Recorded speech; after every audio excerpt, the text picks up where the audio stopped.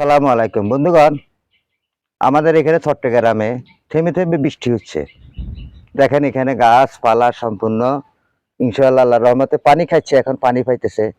যেমন এখানে দেখেন, এখানে সম্পূর্ণ পানি জমে গেছে। পানি এখানে পাহাড়ি এলাকার ঢল, কারণ পাহাড়ি ঢলের পানি এখানে চলে আসে।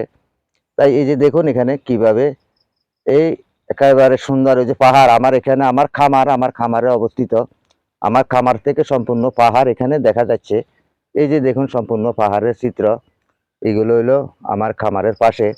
আর এটা হলো আমার কৃষি খামার। এই যে দেখুন আমার এখানে কৃষি খামার, আমার এখানে পেঁপে গাছ, বিভিন্ন রকমের ফসলাদি আমার এখানে আছে। এই যে দেখাইতেছি এগুলা বেগুন, বর্ষাকালীন বেগুন।